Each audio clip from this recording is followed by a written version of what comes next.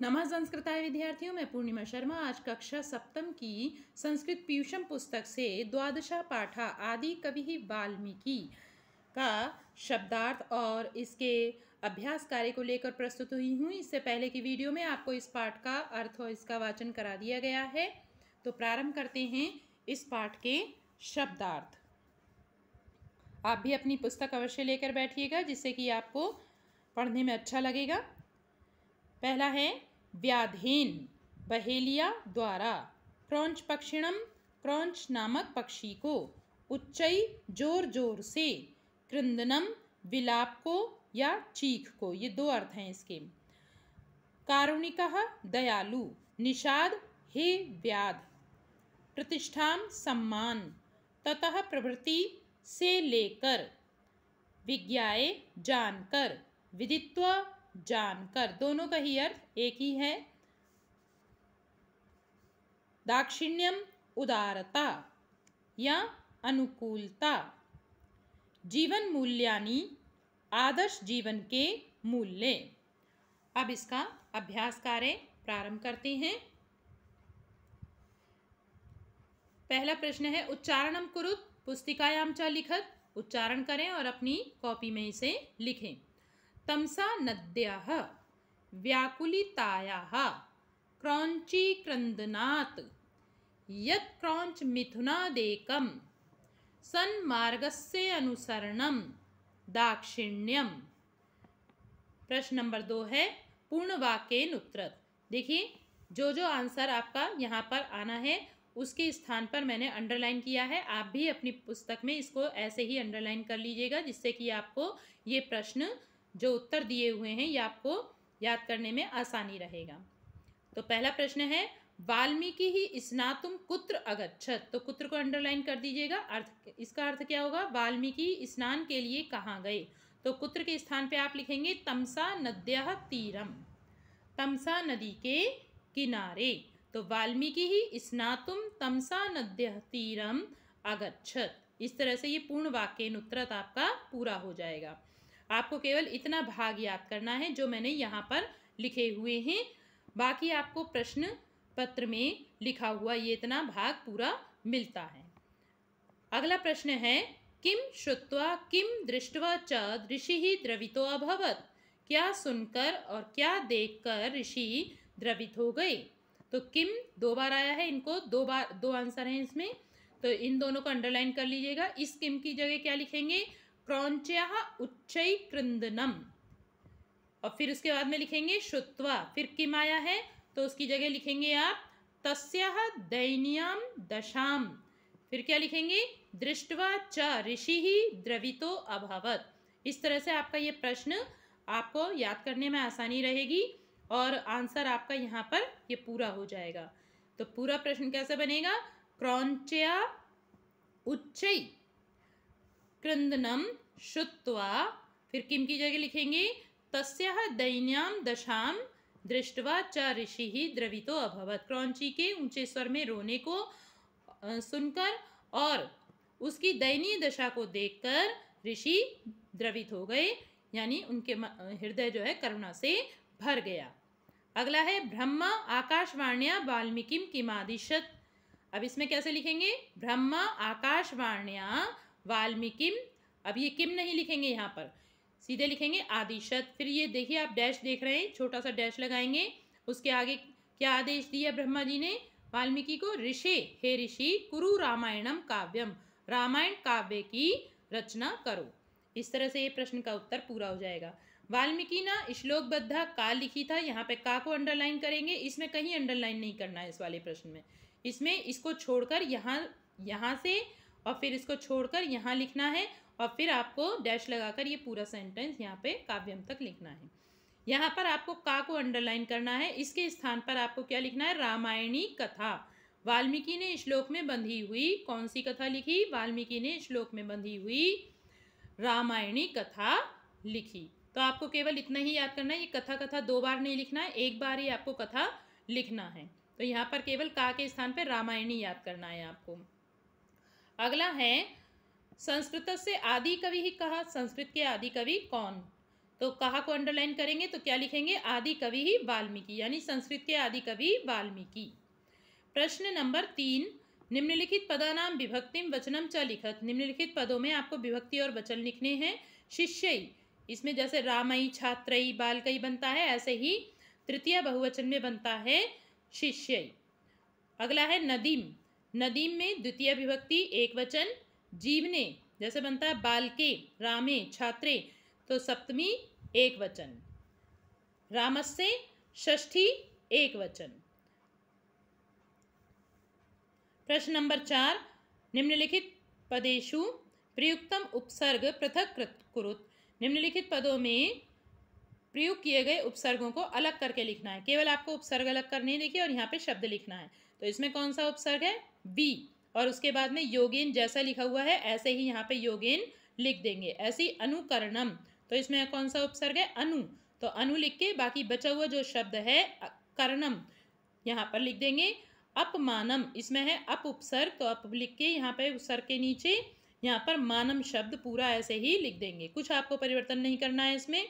आहारा, तो इसमें क्या है, आ उपसर्ग है और हारा शब्द है, तो आ इससे अलग करके उपसर्ग और हारा एज इट इज जैसे लिखा हुआ है ऐसे ही लिख देंगे।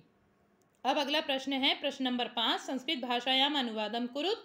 आप संस्कृत भाषा में आपको अनुवाद करने हैं, तो देख लीजिए। पहला यहाँ पर है, सभी छात्र स्नान करने के लिए नदी के किनारे गए।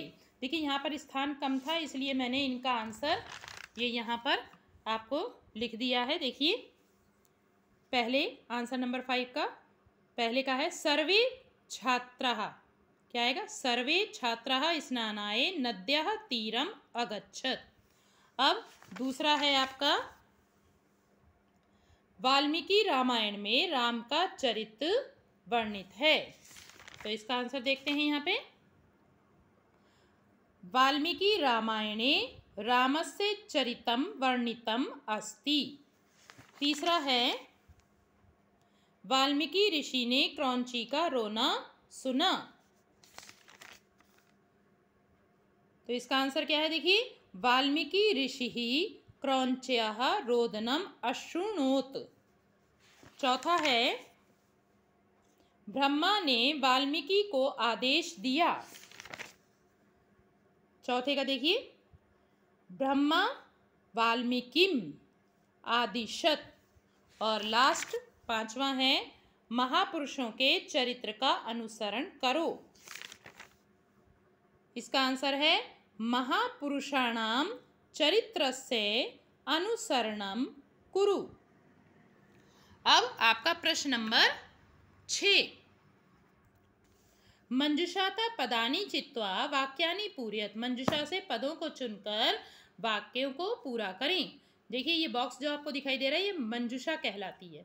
इसमें आपको शब्द दिए हुए हैं, मैंने यहाँ पर भी लिख दिए हैं, तो देखते हैं। पहले में क्या आएगा, पुरा वाल्मीकि ही नाम एकः आसीत। प्राचीन समय में वाल्मीकि नाम के एक कौन सा लेंगे, ऋषि थे, तो ऋषि भर देंगे इसमें।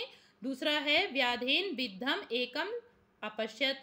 व्याध के द्वारा बींधा गया एक देखा, किसे देखा था, क्रौंच पक्षिणम। तो यहाँ देखिए मैंने इधर स्थान कम रहता है इसलिए मैंने बराबर में लिख दिया है, आप रिक्त स्थान को बीच में ही भरेंगे प्रत्येक रिक्त स्थान में। तो लिखेंगे क्रौंच पक्षिणम, क्रौंच पक्षी को देखा। ततः प्रभृति ऋषि अयम प्राप्तः, तब से लेकर यह ऋषि, क्या लिखेंगे, कवि पदम, कवि पद को प्राप्त हो गए। अयम कवि ही संस्कृत से, फिर क्या भरेंगे इसमें, उच्चते क्या कहे जाते हैं, आदि कवि। ये देखिए ये लिखा हुआ आदि कवि, यह कवि संस्कृत के आदि कवि कहे जाते हैं। अब आपके इसमें एक स्टोरी है, देखिए पदानि चित्वा कथाम पूरयत, एक स्टोरी दी हुई है, आपने सुनी भी होगी, तो इसको भी देख लेते हैं। कुछ आपको यहाँ पे शब्द दिए हुए हैं, इन शब्दों को इसमें भरना है। एकस्मिन् पर्वते सिंह निवसति, इसमें एक पर्वत पर, देखिए यहाँ पे नंबर भी डाले हुए हैं मैंने इसी क्रम से। दुर्दांत नाम का सिंह निवसति, इसमें दुर्दांत नाम का सिंह रहता था। स मुष्कै पीड़िता आसीत्, वह चूहों से बहुत पीड़ित था, बहुत दुखी था। रात्रि काले तस्य केशान कर्तयन्ति, इसमें रात्रि के समय मूषकाः, इसमें भरेंगे मूषकाः। देखिए यहाँ से भी नंबर डालते देखिएगा आप। तो रात्रि काले मूषकाः तस्य केशान कर्तयन्ति, इसमें रात्रि के समय चूहे उसके केशों को यानी बालों को काट देते थे। प्रातः सिंहा केशान अधा दृष्ट्वा दुखी भवति स्म। प्रातः काल से शेर बालों को नीचे गिरा हुआ देखकर दुखी होता था।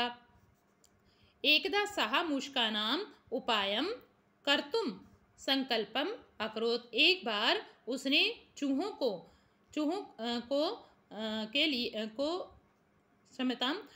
को मारने के लिए क्या किया, उपाय करने के लिए, चूहों का उपाय करने के लिए संकल्प किया। एक बार फिर से बता देती हूँ इसका। एक बार किसने, शेर ने चूहों का उपाय मतलब करने के लिए संकल्प किया। चिंतामग्ना सः वने बिडालकम अपश्यत्। चिंता में डूबे हुए उसने वन में बिल्ली को देखा। बिडालकेन सह मित्रतां कृत्वा स्वगुहां प्रति आनयत्। बिल्ली के साथ मित्रता कृत्वा मतलब करके अपनी गुफा की ओर आनयत् ले आया। मूषकाः बिडालकस्य भयेन विवरेषु केवलं शब्दं कुर्वन्ति स्म।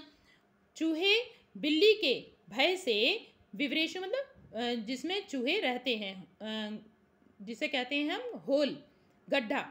तो यानी कि चूहा क्या बनाता है, छेद बनाता है, उसके अंदर वो रहता है। तो बिल्ली के डर से चूहे केवल अपने छेदों में से आवाज़ ही करते थे। यदा शुधा पीड़या मूषकाः बहिः आगच्छन्ति। जब भूख से पीड़ित होकर चूहे बाहर आते हैं, तदा बिडालकान तान मारयति स्म। तब बिल्ली उनको मार देती थी। एवं शनैः शनैः मूषका समाप्ता। इस प्रकार धीरे धीरे चूहे समाप्त हो गए। स्वार्थे सिद्धे सिंहा बिडालकस्य उपेक्षाम् अकरोत्। स्वार्थ सिद्ध हो जाने पर शेर ने बिल्ली की उपेक्षा की। समाजे स्वार्थी भी सावधाना भवेम। ये कहानी ये शिक्षा देती है कि समाज में स्वार्थी लोगों से सावधान होना चाहिए, हमें सावधान रहना चाहिए। अब यहाँ पर एक सूक्ति दी हुई है, जीवितम यह स्वयं चेच्छेत कथम सो अन्यम प्रधादयेत।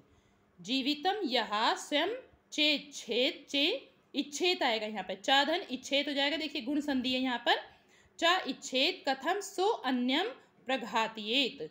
सूक्ति का अर्थ मैंने यहाँ लिखा हुआ है, जो, यह मतलब जो स्वयं जीवित रहने की, जीवितम इच्छेत जीवित रहने की इच्छा करे, उसे दूसरा कैसे मार सकता है। जो स्वयं जीवित रहने की इच्छा करे उसे सो अन्यम, उसे अन्य मतलब दूसरा, कथम प्रघातयेत मतलब कैसे मार सकता है। आज के लिए इतना ही।